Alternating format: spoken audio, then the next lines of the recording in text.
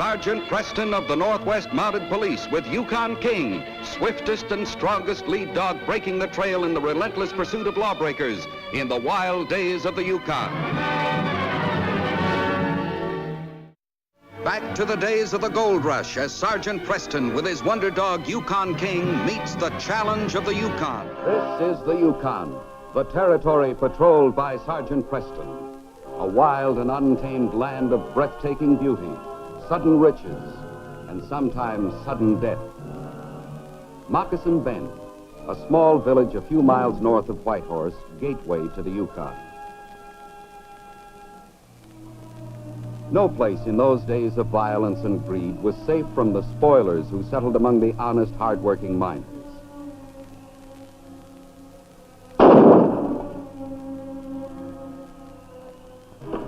To some criminals, the Yukon seemed a land where they could get away with anything, even murder. But because of the constant vigilance of the Northwest Mounted Police, citizens in the territory came to rely upon these brave men in scarlet, and few crimes went unpunished. One of the best of these was Sergeant Preston, who, with his great dog Yukon King, answered the call from Moccasin Bend. There we go. Oh, there you are, Donnie. Hey, you're getting to be quite a man. Sure, soon I'll be helping Dad at the office, and I'll be able to buy my own dog, too. One just like King. Boy.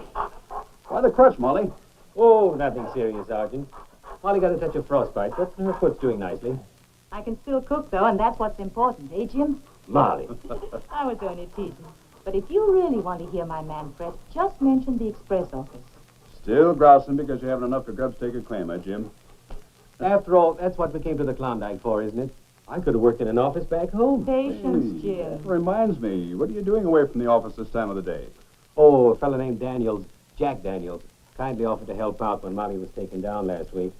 Jack Daniels. I don't believe I know him. He and his partner, Mr. Holtz, began prospecting here about last summer. You should meet him, Sergeant. Be very happy to, Molly. But as a matter of fact, I'll probably be around for 2 or 3 days investigating old Ben's murder. I figured that's what brought you here. Terrible thing. Yes, it is, Jim. I hope you'll bunk here with us while you're in town, and I won't take no for an answer, Sergeant. Thanks, Molly. I'd be very grateful for your hospitality. Oh, Donnie, how'd you like to run down the express office and tell Mr. Daniels I'll be a bit late, huh? Swell! May I take King with me? Well, what do you say about that, King? Well, there's your answer. Come on, let's get going, you two. And stay out of mischief. Oh, Mom. All right, off you go. Come on, King.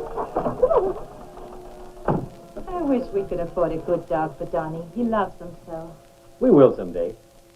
But right now, why don't we all sit down and be comfortable? I don't want you to have a relapse, Molly. He's still afraid he'll have to do his own cooking. Oh, Molly! Well, Jim, what do you know about old Ben's murder? Nothing, except that he was shot.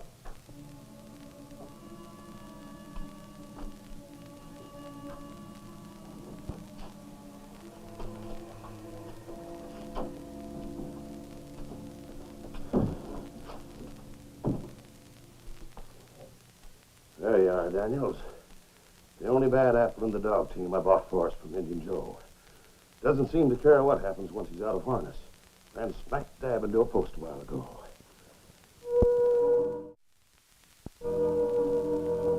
I should have known better than to let you buy a team for us. If this is what I think it is, I'll either have your hide or Indian Joe's or both.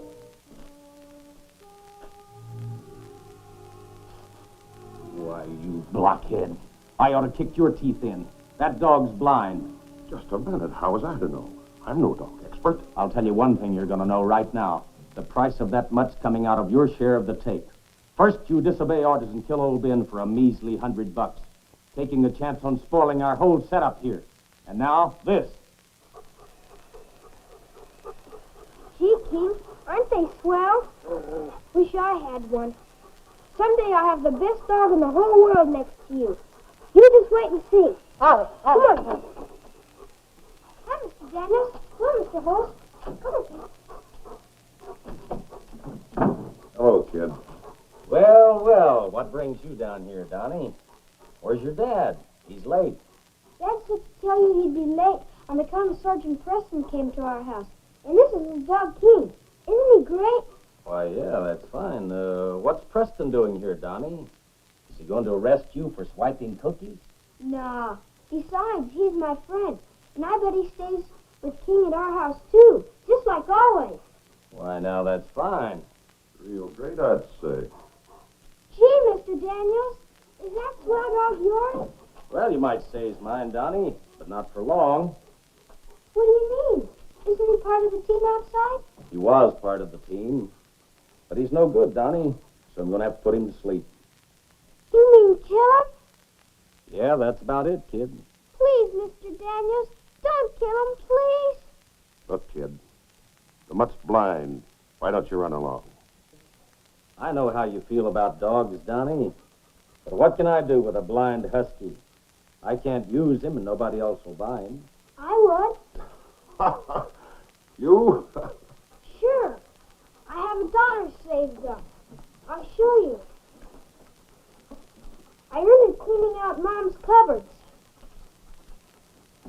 There it is. I hope that'll be enough, Mr. Daniels. Well, kid, if you want the mutt that bad... What Otto was going to say was, if you want the dog that bad, you can have him for nothing. Wasn't it, Otto? Oh, sure. Gee, thanks, Mr. Daniels. Here, give me your string. Being blind makes no difference. I bet King will help me train him, too. Won't you, King? I need a name for him. Something almost as good as a king. What's next to a king, Mr. Daniels? Oh, a duke, maybe, or a prince. That's it, Prince. Come on, Prince, old fella. Thanks again, Mr. Daniels. You're welcome, Donnie. Bye. Bye now. Come on, King. Bye. You penny ante crook. I believe you'd have taken that kid's $1. Well, it's money, ain't it? You're too greedy, and you'll hang for it someday. Now get on over to the store with what's left of the team and load up supplies. We're going to need them when we hit the trail. I'm sorry, Donnie. You had no business accepting this poor animal for Mr. Daniels without asking your mother and me first. But Prince isn't a poor animal, Dad. He's a good dog. Being blind makes no difference. He's smart. King and I have taught him a lot already. Haven't we, King? Look, son, a handicapped dog is no better than a lame horse, except on a team. Jim, aren't we being a bit too hard on Donnie? We always agreed he should have a dog for companionship. Donnie's got no one his own age he can play with. It's not good for him to grow up that way. It's not fair. Now, look, Molly, no one can accuse me of being unfair, especially to my own son. Then you let me keep Prince? I didn't say that. Well, then, why don't we leave it to a disinterested party to decide? Someone who knows more about dogs than any of us. What do you think, Sergeant? Looks like I've been elected to judge this case. Well, I believe a handicapped dog, if he's a good one, can, like handicapped people, develop their other senses beyond normal to compensate for the handicap. And I believe that Prince is a good dog. Then you believe that the dog can be trained to take care of himself? Well, I've been watching him closely since Donnie brought him home. It's my opinion that Prince is a highly intelligent animal. With love and proper training, I think he could become a real asset, in spite of his blindness. In other words, you think we should allow Donnie to keep him? For Donnie's sake as well as the dog, yes. Yippee! We'll do as you suggest, Sergeant. Well, now that that's settled, King and I better get started on the job we came here to do. You'll be back in time for supper, won't you, Sergeant? Well, that's problematical, Molly. If I get through in time this evening, I promised Rye Stewart I'd stop out at his place. He asked me to look at one of King's pups he's breaking in as a new lead. I'll get word to you through Jim. Oh, not tonight, Sergeant. Oh, I have a big shipment of gold going out first thing in the morning, and a long monthly report to go with it. Why, it'll take me half the night to get my paperwork in order. Well, I'll get word to you some way, Molly. And Donnie, if your mother will let you, bring Prince by the office, and if King has time, you'll show him a few more pointers. Thanks. Oh, Sergeant, if you see Daniels, will you tell him I'll be right along, please? I'd be glad to.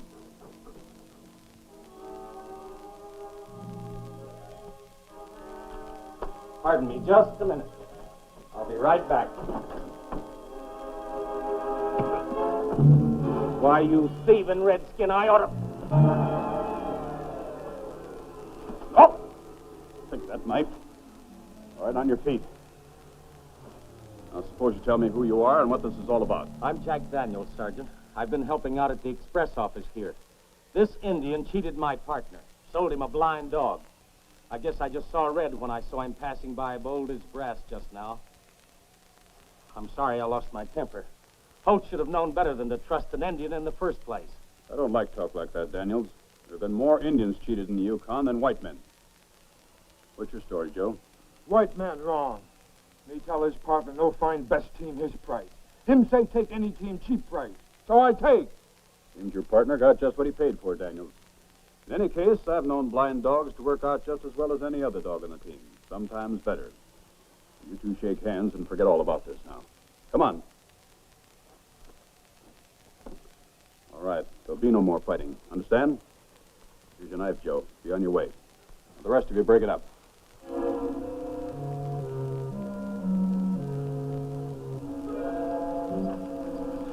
Whoa! What's all the fuss about? You and your cut-rate ideas. But never mind that. I've just thought of a plan to get rid of that nosy Mountie and to get even with Indian Joe at the same time, while we make a clean getaway with the gold in the express office. Sounds great if it works. It'll work. You unload this stuff over at our cabin. Meet me at Indian Joe's place in half an hour. If he falls for the idea, I'll tell you all about it when you get there. Okay. But what if the Mountie doesn't swallow your plan? Then there'll be just one less sergeant on the force for us to worry about. Kill him, huh?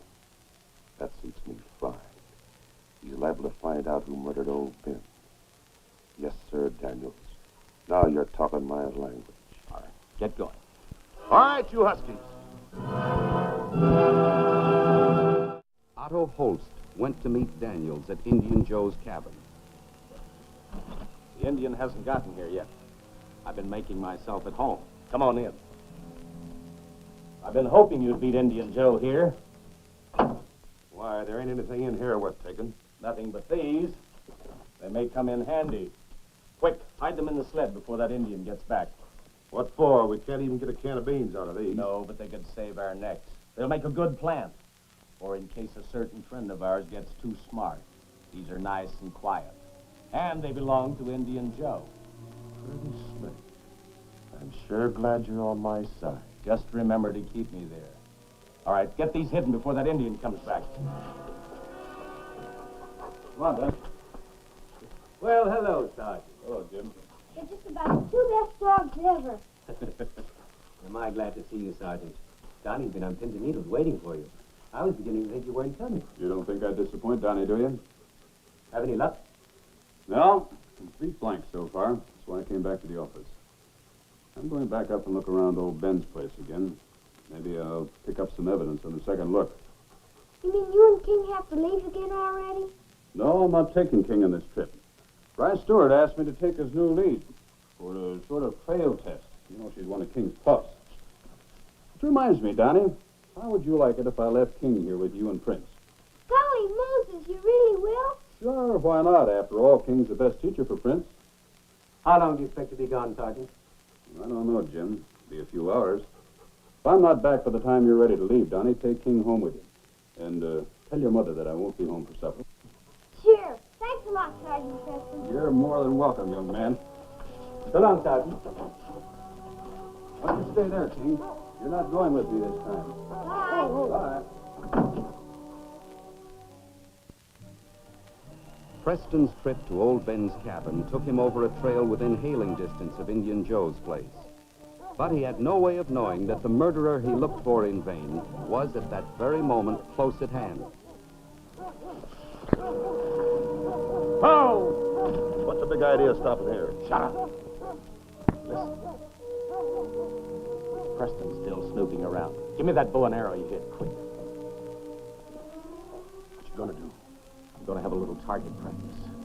And Preston's the target. We got to get rid of him before he suspects us.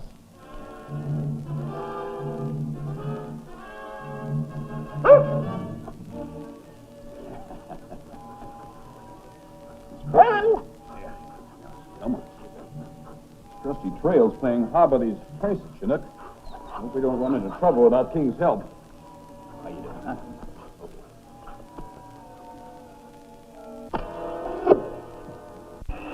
Let's get out of here. Go! Preston had a narrow escape. He would have followed the archer, but feared without King's aid he might be ambushed. So he decided to drive on to Ben's cabin for any further clues, then try to locate the arrow's owner later.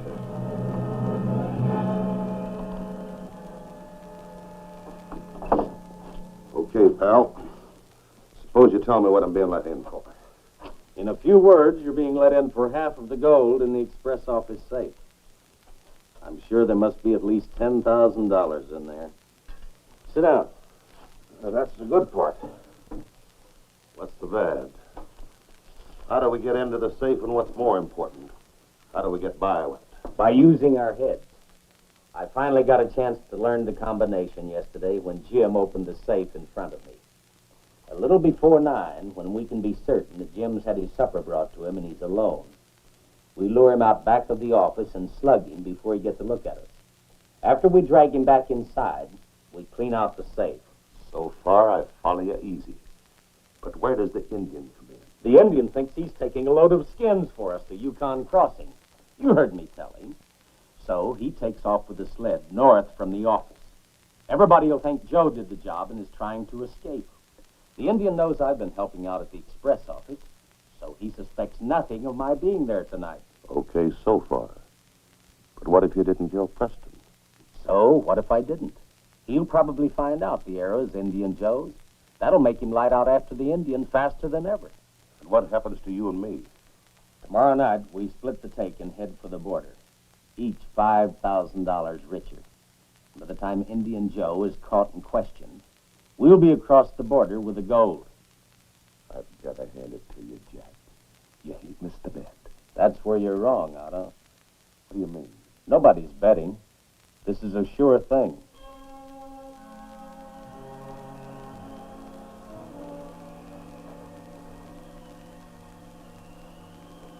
Who is it? Me, Indian Joe, bad hurt.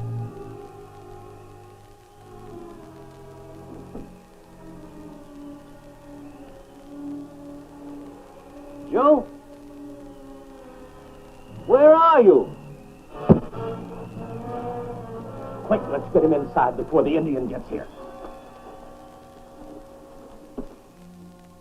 What the thieves didn't know was that Molly had delayed sending out Jim's supper, hoping Preston would return first. Monkey. The skins are already loaded, Joe. You remember your instructions? Indian Joe no forget. Me take skins to Yukon crossing from men at hotel named Smith. Much hurry, no stop. Oh, you pay now? Here you are. And don't forget what else I told you. Smith's in a rush for the skins. You make fast trip on the trail, he'll pay you more gold. That's good. Then get going. And watch out for robbers. Don't stop for anything. Me go fast. No catch, Indian Joe.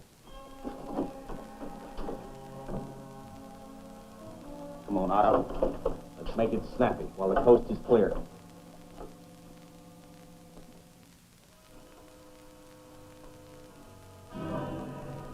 Dad, we're here. The kid, quick.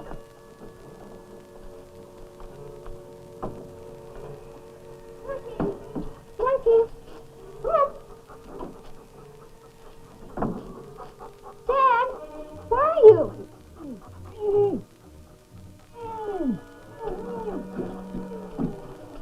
Dad! What happened? Indian Joe robbed me. Quick, go get Sergeant Preston. Find Sergeant Preston, Keith. He's probably at Rice Stewart's place. You were there yesterday. Rice Stewart. Understand? Go find Sergeant Preston. You want out, fella? Come back, Fritz. Come back. Never mind Find that dog now. Get me loose. Prince hated Daniels because of the abuse he had received from him when they first met. He had recognized his scent immediately in the express office and followed him to the cabin. What the blazes do you think you're doing? We're divvying up, ain't we? Not now, you fool. Not till tomorrow night when we're sure everything's okay. I'd feel better if we split the take now, Daniels. What's the matter? Don't you trust me, Holst? I wouldn't trust my own mother with that kind of gold. I say now, Daniels.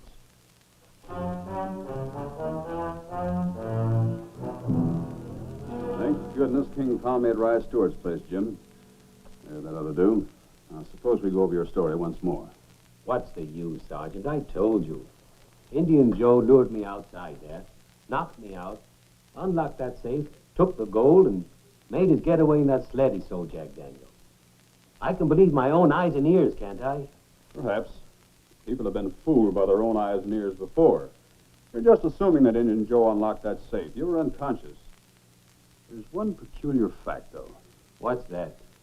There were two sets of heavy footprints leading in the opposite direction taken by the sled. Then there's the matter of prints.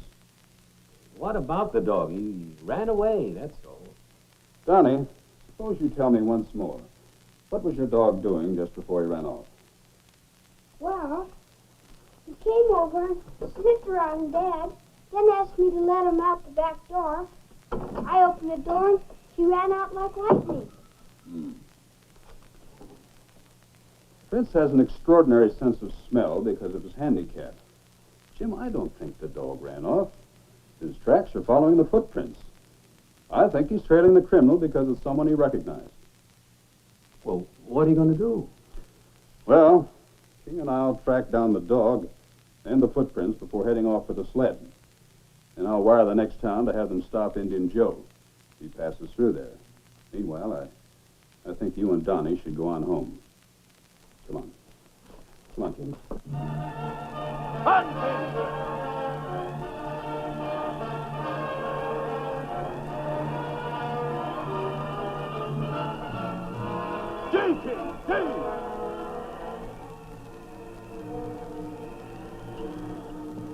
Ho, ho! Something's at the door. See what it is. Come on. Keep him busy. Offer to give up. Anything. I'll get rid of him. I want to talk to you, Holt. You and Daniels come out with your hands up. I'm alone, Sergeant. I don't know what this is all about, but come in anyway.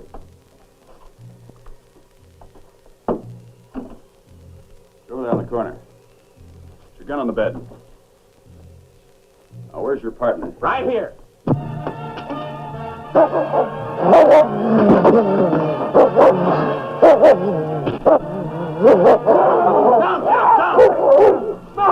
No, back in the corner. On your feet, Holt. Hurry up. Get over there. Get into these. Arrest you two in the name of the crown. You should be mighty proud of Prince, Donnie. He's a real hero today. If it hadn't been for his sharp nose, why, we'd have chased Indian Joe instead of the express robbers and the murder of old Ben. You mean one of them killed old Ben? Yes. Daniels accused Holst, and Holst admitted to robbing your safe, also to old Ben's murder. I'd have been ruined if you hadn't recovered that gold from me, Sergeant. It's a lucky thing you follow those footprints instead of Indian Joe, or they'd be across the border with it now. They both forgot about the telegraph. It's a simple thing to wire the next town and have Indian Joe stopped and questioned. Being an honest man, he had no reason to avoid the town. Please, Sergeant, may I ask you something? Fire away, Donnie. If my dog Prince gets real smart, I mean even smarter than he is now, could he be a manny like King? Well, what do you think about that, King? What did King say? Well, I think he thinks that Prince has been acting like one all along. Thanks, King. Well, King, this case is closed.